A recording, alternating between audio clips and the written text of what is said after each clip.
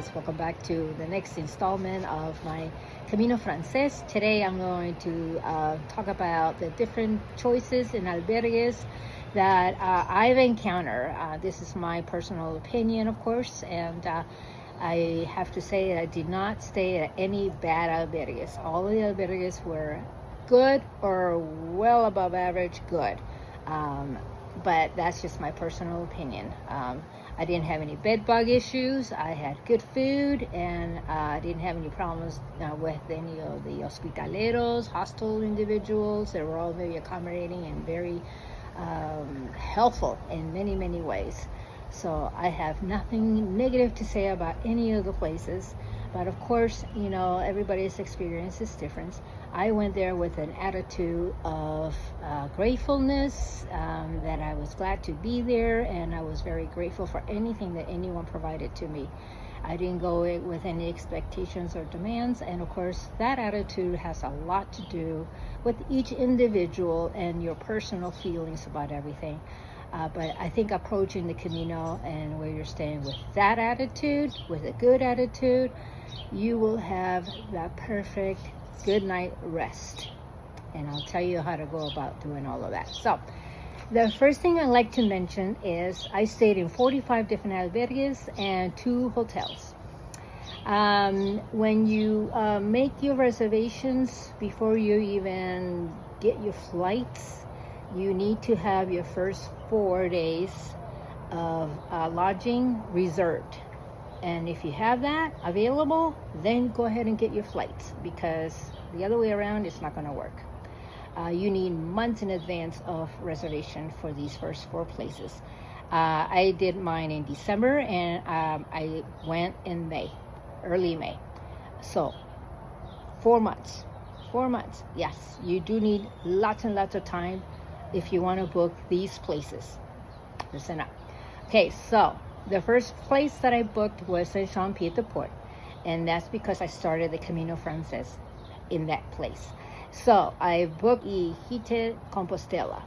There are many other choices, and it's not a very big town, so anywhere you book, you're not going to be too far from the Camino. I wanted something that was not only available, I wanted something with fewer people in a room. Mine had 6 people to a room, and we're sharing 1 bath, so that's not too bad. When I got there, it was 10 o'clock at night because of various travel situations. So when I got to the albergue, it was 10 o'clock at night, and of course, you know, I got the top bunk, and that was okay. And everybody was getting ready to go to bed. So while I'm just gotten there and it was time to unpack, unwind, everybody's like, lights out, let's go to sleep. So that was kind of like rushed to get in, get settled in. Yeah, so getting in at late at night made a difference, but that was my doing, okay? And so my flight was from the United States to Switzerland, Geneva, and then I went to Gares, and from there I took a shuttle.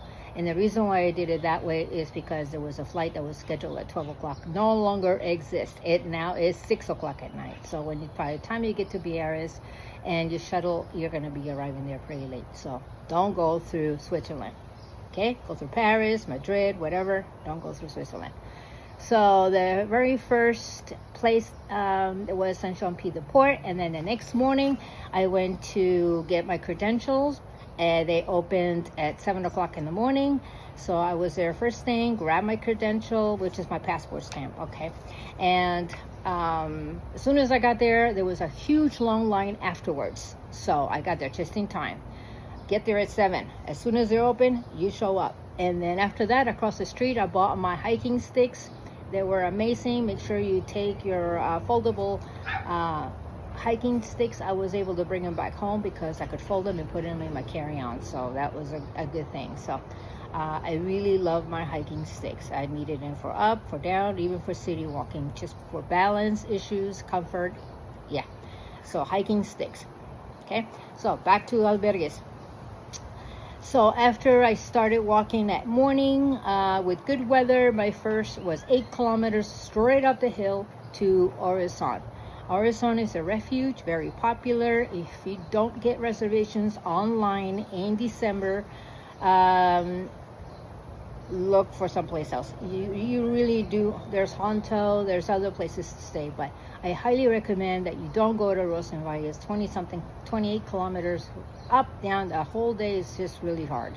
So take my advice, go to Orisson or nearby Orisson and get your first night there. They have, Orisson had a wonderful community, great dinner, very sociable. The albergue had everything I could possibly want. As soon as I got there, it started raining like crazy, so I was kind of glad that I was there. I took a little nap. Yeah, I was ready to march on to Rocensvalle the next morning. Thank you. You can pre-order your breakfast, you can pre-order your lunch for the next day. And I took advantage of that because there's nothing to eat en route. There was a food truck or a donativo in a couple of places in this stretch of the Pyrenees, and I took advantage of that. So I recommend that you take advantage of that. So stay in Orisson. If you don't get reservations in Orisson, look for another day, or look for Honto. I heard that Honto there is even a nicer place. I did like Orisson a lot though. The third day was Rocensvalle, a pilgrim's hostel. And when I got there, it was like about 2 or 3 o'clock in the afternoon. That's because I stopped absolutely everywhere. The weather was great. And it was just so beautiful. You just have to stop and rest everywhere you can. Talk to the people, the other pilgrims. Yeah, so I really, really enjoy this section of the Camino. And I suggest you do this in 2 days because, hey, you know, how often are you going to do this and enjoy the Pyrenees? So do it. The third, and also about Rocensvalle, when I got there, it was a 2-hour process for getting all of the pilgrims checked in. Yeah, you go from one room, put your name down, you go to another room with a color-coded card. When your number is called, then you go somewhere else. I mean, it was like a whole, very well organized, I must say, and the hospitaleros are so gracious and so patient. Everybody was smiling, having a grand old time. Nobody was in a bad mood. It took 2 hours of pure bliss. I don't know how to else explain that. Maybe it's having the right attitude, and the fact that you remember that you are a pilgrim has a lot to do with it. So enjoy the process. You will get through, and you will have a good night's sleep at Rocensvalle. It was a beautiful place, and very, very, very busy. Wow, extremely busy. I don't know how many hundreds of people were there. Then this is the fourth night that you need to pre-schedule all of this before you get your flights, okay, is find a place in Zubiri, Zubiri, Zubiri. I kind of slacked off on a little bit on this, my fault. By the time I looked, it was maybe 3 months in advance or something. Too late. It's not a very big town. It was full. So I had to go to a nearby town, which is called Eugi A, and I went to a hostel there. It was beautiful. It required for me to take a taxi, no bus. To take a taxi that was 5 kilometers, and so it was like maybe a 15-minute ride. It takes longer for the taxi to get there than for the ride, and it was 10 euros for that. So taxis are extremely expensive, so don't fall asleep on that one. Book your Zubiri place right along there with the top 4, okay? So Saint-Jean, Orisson, Rocensvalle, Zubiri. Got those things done? Go get your flight, and now you're good to go. The rest of the Camino reservations, I have a list that I will screenshot here. So I will actually put it up here, and you are going to take a screenshot and save it. And if you don't want to do that, down below in the comments, I have a list of every place that I stayed. So go ahead and just highlight the whole thing and copy and paste it, or do the screenshot. I don't have it in Excel spreadsheet or anything fancy to email it to anybody. So let's see. So the next thing I can tell you is by the time Zubiri comes, you're going to be going straight downhill, and this is where your legs are going to be screaming The terrain was very rough and knife-edge stones. I've heard of people falling and getting injured, so be very careful, especially if it's wet, like it was for me at 4 o'clock in the afternoon. Yes, I didn't get there until 5:30. So yeah, and then of course, I went to eat, and a taxi came, and it was all good after that. But yeah, it was extremely long. The weather wasn't the best.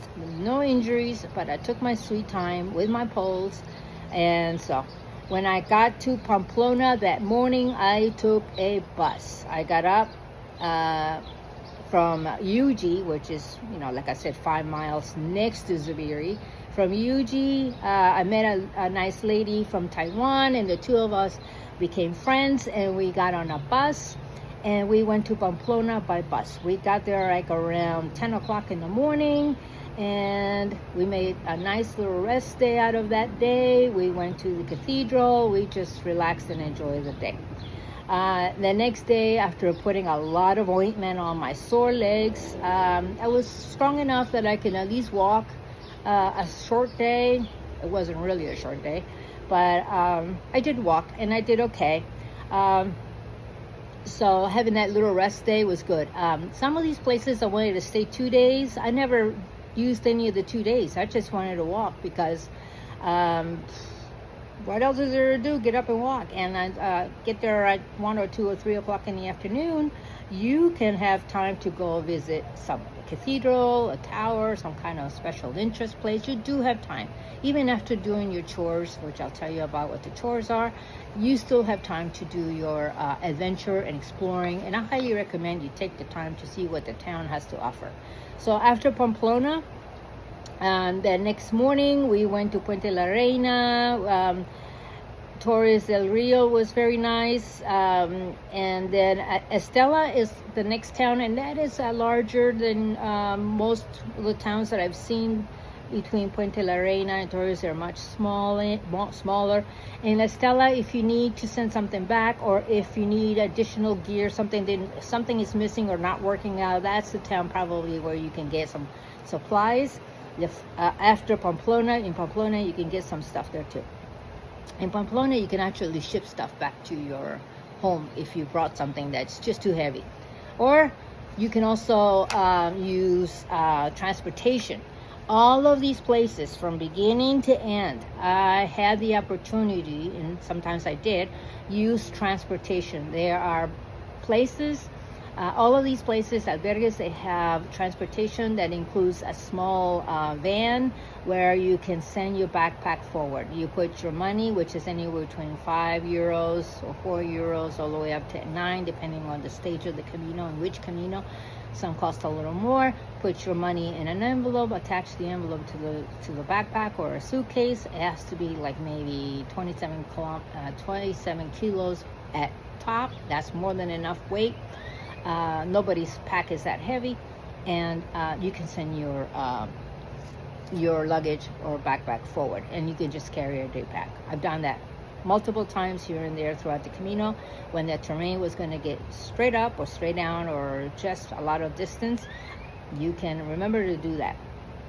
And all of the envelopes and all that information is provided at each of the albergues.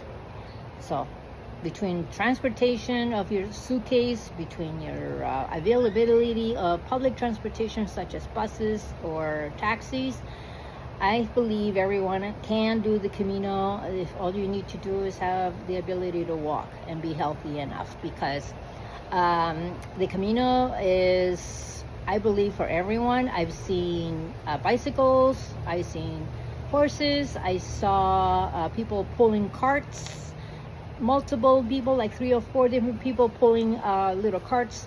And so yeah, you can do your own Camino in your own way. I've seen people riding the bus, and when I got back on another bus, the same people are on that bus. So I think some people were just riding buses throughout the whole thing. So totally fine. It's your Camino. Don't let anyone tell you yes, no, cheating, not cheating. That doesn't work. Just do your thing. Do your Camino. Buen Camino for everyone, okay? So when you get to Logroño, it's now we're getting into bigger and busier places, and a lot of the people who have skipped the mountain part, the Pyrenees and that whole area, they either started at Pamplona, Estella, or any of these larger towns. So the Camino now is getting progressively busier. More and more people after passing through the larger towns, because a lot of the people just train into those towns and they start their Camino from there for many reasons. They don't want to do the mountain, they don't have the time, any of their own personal reason works.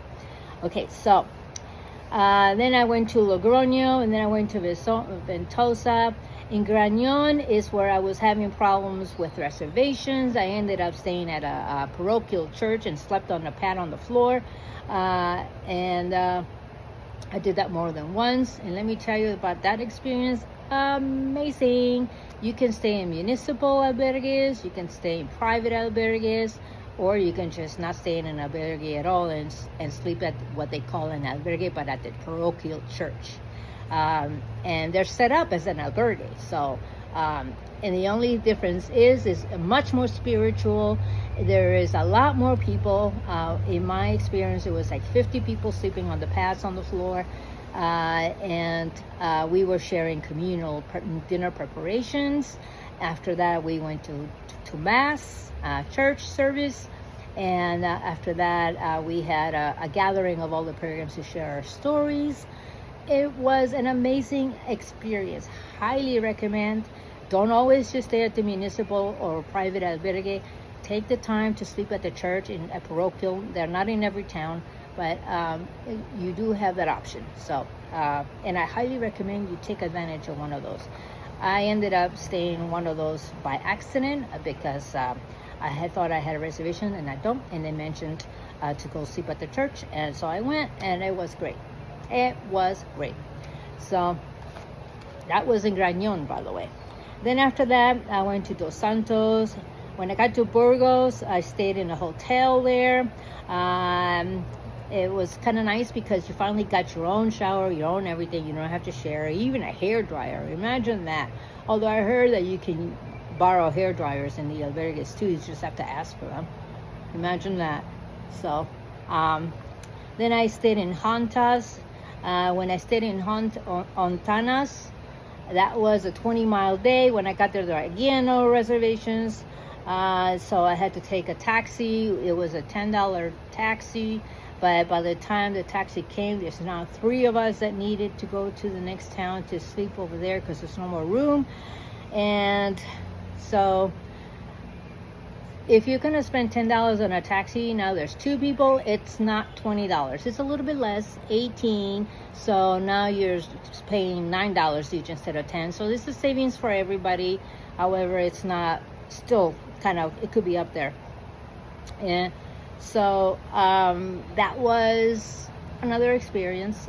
If you get there and there's no more room, and there's no more room in the town, hospitaleros, the hostel hostess or the owners will help you find an alternate, another place to stay.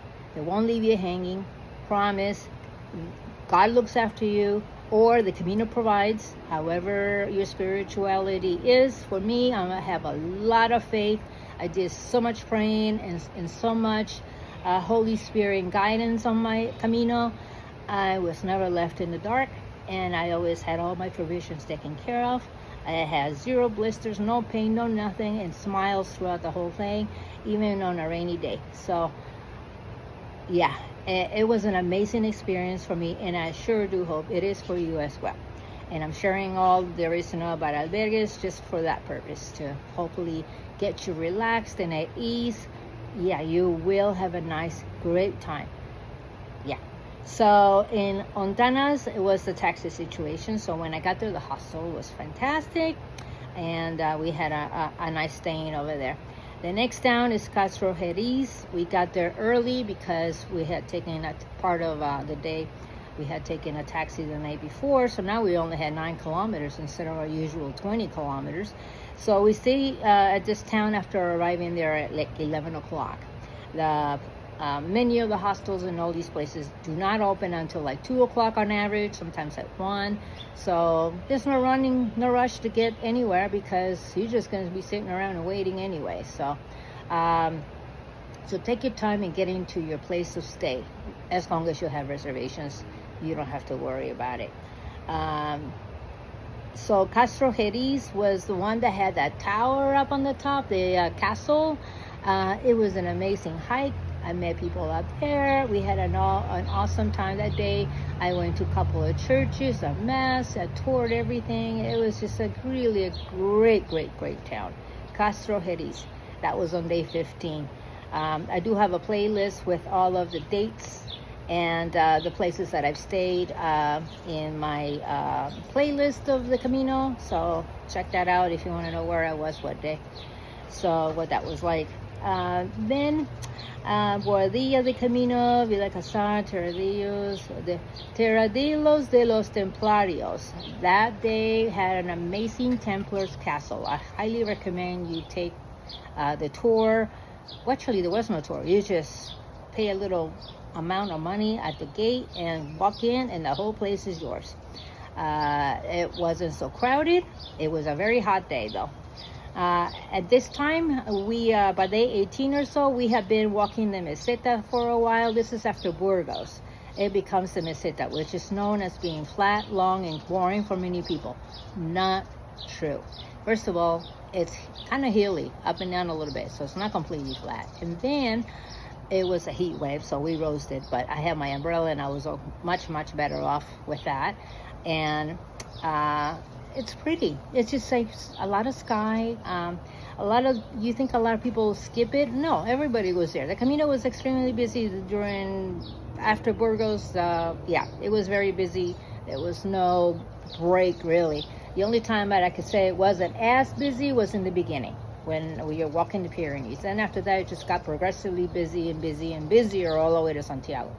So, okay, so after that, we keep going. Barcianos, Riegos, Leon, another big town. This is like the third place that we stop after, let's see, Burgos, Estella, and Pamplona. So yeah, Leon is the next major place. We stay at a hostel there. So in Leon is where they have an awesome cathedral. So if you can't stay right by the cathedral, find a place where there's a bus that's going to go through it and then take you through there. So you can do that. So let's see, Astorga was another larger city. When you get to Ponferrada, that one is when we started noticing a change of the Camino per se. Day 27. It's a beautiful town, a coastal town, and lots and lots of youth. I would say maybe 25 or 30, 15-year-olds. You will see them in groups gathering. Either it was I would guess it's just high school pilgrimages, and so you get a kick out of it. I mean, it's like a large group. They're all wearing the same color T-shirt, and you know that they're all together, and they're all having such a great time. I really enjoy seeing this, and I like to watch other people having a good time. It kind of rubs off on you. So Ponferrada is another big area for gathering of groups to start the Camino. And then right after that, in about 4 days or 5 days, you are in Sarria, which changes the Camino drastically because that's the last 100 kilometers on the way to Santiago, where legally you can get a Compostela, and and it'll be the same Compostela or pilgrimage credential. It'll be the same one that everybody gets. So a lot of the people don't have the time, and so they start at Sarria and they walked out just the last 100 kilometers. So from Puerto Marin all the way to Santiago, which is about 7 days. You got about 7 days left to get to Santiago or so. What I did was it was starting also to rain a lot. It's Galicia, so it's a region of where it's a lot more rainier. Also, I recommend you eat the octopus because that was delicious. It's kind of pricey. I only ate it one time to try it. I liked it, but it wasn't the kind of thing I want to eat all the time. Just like paella. Paella is really good. It's also expensive, and it has a lot of seafood and all that. But there are a lot of foods that you just want to eat one time and just to try it. So experiment with good cooking. So when you get to Santiago, I stayed like 6 kilometers before Santiago the night before, and I did that on purpose because I wanted to get to Santiago first thing in the morning, like maybe 9 o'clock or so, 8 o'clock, and just because I knew it's going to be very busy, and I just wanted to have some time to myself, or at least less people in the plaza.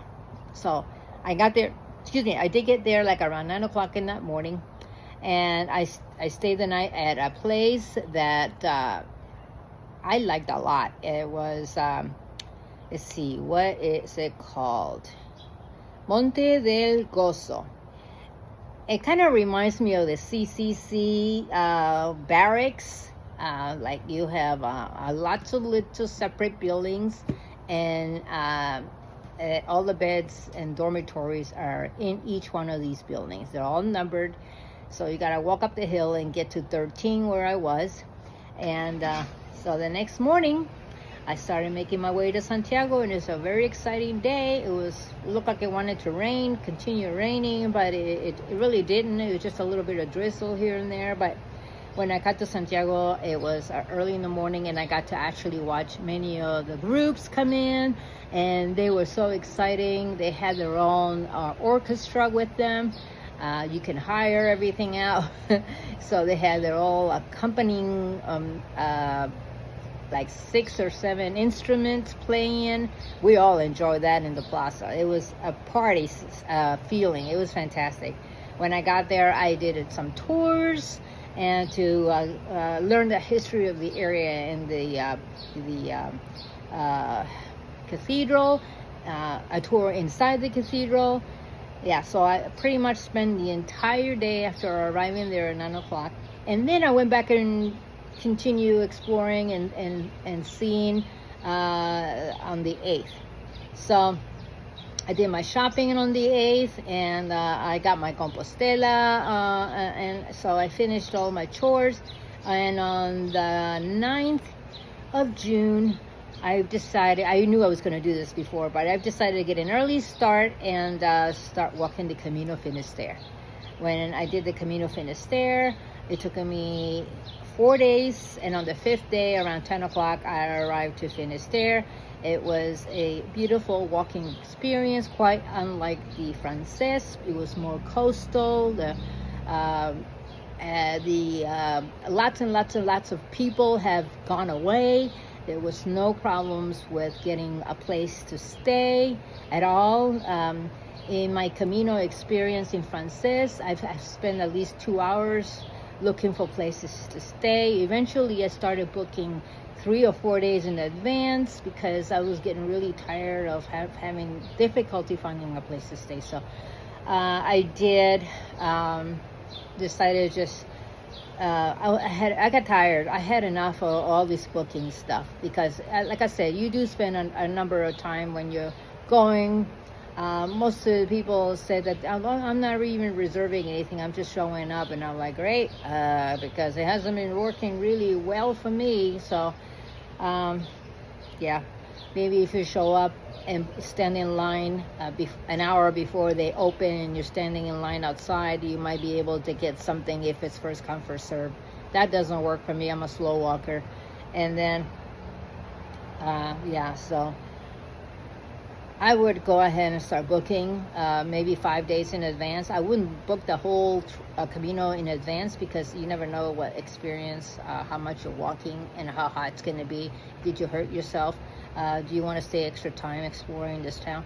I mean, there's a lot of variables. How are you feeling? Is your stomach okay? I mean, all sorts of things that can take place. So don't go ahead and book a bunch in advance because you're going to be making a lot of changes. So, but 4 or 5 days in advance, it's a must, because it was my experience. That's a must.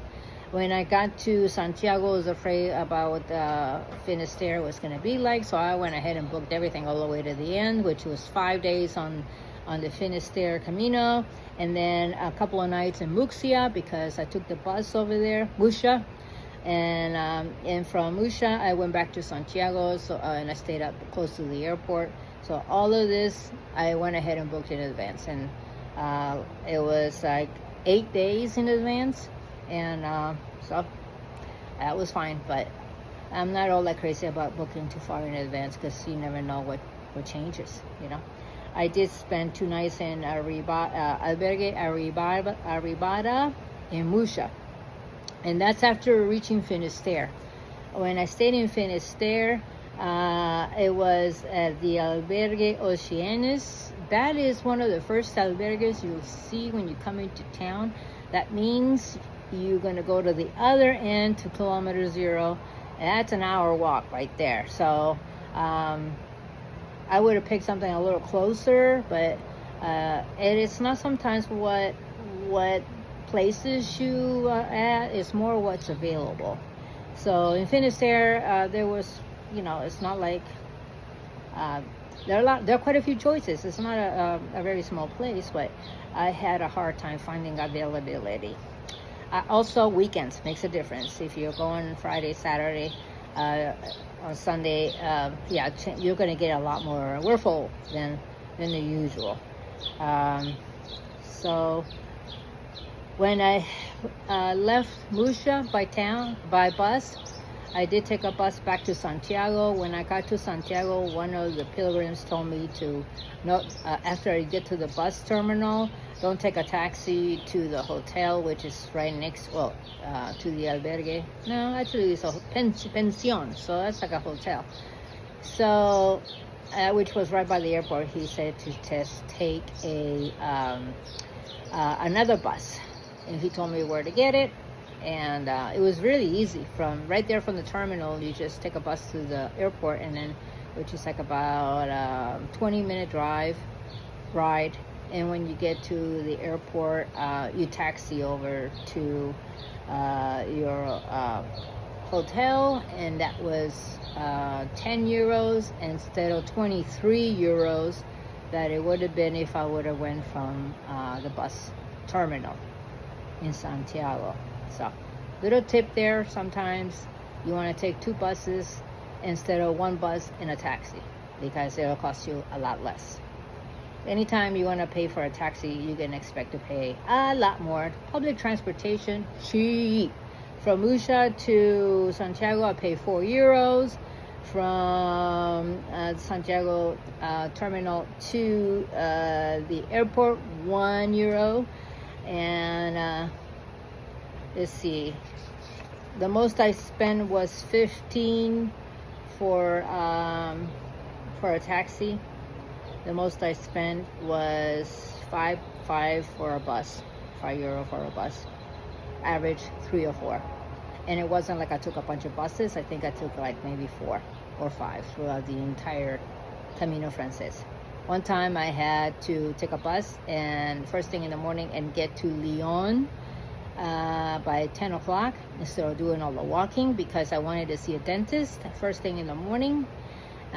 We were not spending 2 nights, so we were going to spend 1 night. So I wanted to see the dentist that day. I don't know what it's like in Lyon to see the dentist that day, but let me tell you, you tell them you're a pilgrim and you need to see a dentist right away, they'll fit you in like that. Oh yeah, they were so nice. By 11:30, my crown was back in, sealed very well, and I was fine. And it's still fine after so many days after. I have no fear of being loose or coming off. It's there permanently. The healthcare and the dentist in all those cities in all of Lyon or all of Spain, fantastic. I've had people that have said I had to go to the hospital to have blisters treated. Yeah, and everybody said great things. I even saw in one of the albergues somebody that had called a traveling nurse that came over to the albergue, and for 20 euros she took care of all of the blisters that she had in her feet. which were many. I felt really sad for her.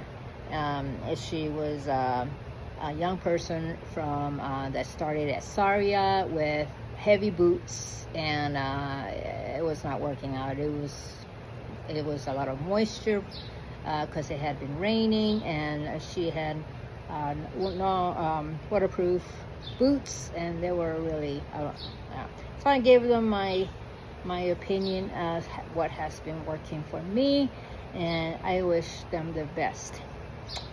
So yeah, okay, so that pretty much wraps my Santiago all the way, San Jean Pied de Port, all the way to Santiago in the two Caminos, Camino Frances and Camino Finisterre. Once I got to Finisterre, I took a bus to Musha, and from Musha I took another bus to Santiago. Basically, my Camino lasted until I arrived to Finisterre, kilometer 0.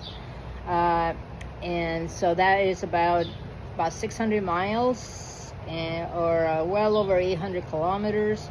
When you get to Musha, I highly recommend you stay there 2 nights. It is a beautiful town, full of history. I read a little book about the history there, and it's really nice. And I highly recommend you spend a couple of nights there. The Arribada Hostel, Albergue there, in my opinion, because I don't know what else to compare it to, it was the best. I highly recommend that place. For amenities, for the cleanliness, and the staff. The staff that worked there was really nice. Lots of room, and maybe the fact that it's not so busy like Frances makes a big difference. Okay, thank you for joining me. Don't forget to subscribe, and I'm going to make a video about what my takeaway is for the Camino, and that will be my final for the pilgrimage to Spain.